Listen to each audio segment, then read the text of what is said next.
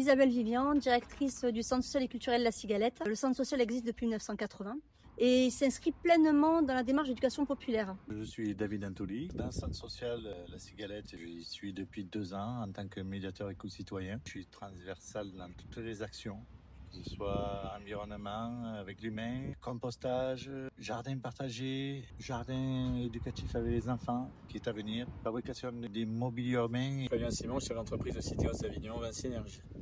Ce qui s'est passé, c'est que j'ai voulu faire une présentation de la Fondation Vinci à l'ensemble des collaborateurs de Citéos Avignon. Grâce à ça, on a vu que certaines personnes étaient motivées, comme Mourad ou Farid. Donc suite à ça, on a dû après chercher des associations à l'aide de la Fondation Vinci.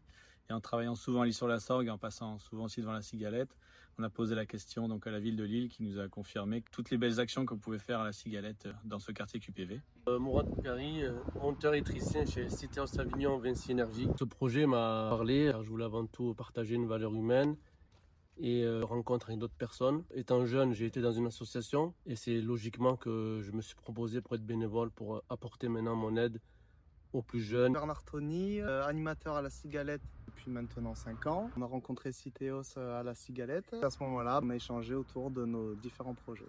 On a pu se rendre compte qu'on avait des projets qui pouvaient être mis en lien, notamment par rapport à tous ces matériaux qui étaient voués à la décharge, qu'on pouvait récupérer. Ils sont venus donc à l'entreprise et on s'est rendu compte qu'il y avait du potentiel pour faire un espace de pause. Et c'est là où on a proposé de récupérer tous ces matériaux et construire un espace de détente.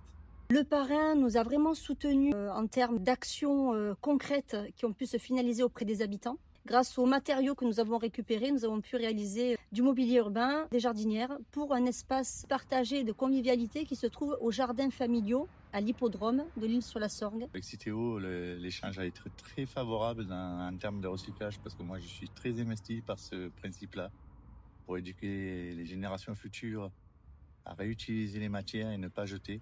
Nous aimerions remporter ce prix pour récompenser le travail en commun qui a été fourni durant toute l'année, puisque ça a été de nombreuses rencontres et échanges entre le parrain et notre structure.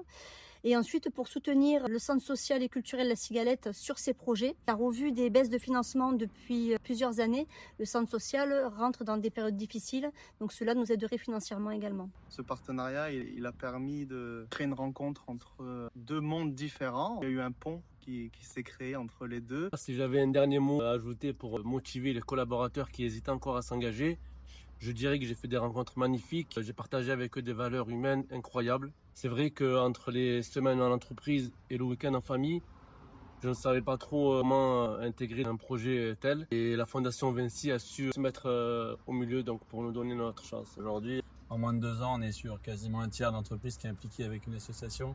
C'est quand même bien aussi, même pour nous fédérer autour de ces événements-là et ces personnes-là qui s'occupent aussi d'un bon nombre de personnes autour du quartier QPV. C'est quand même riche aussi en échanges et pour notre culture aussi personnelle. À la fin de l'année, quand on retient les belles choses, on retient un ou deux beaux projets.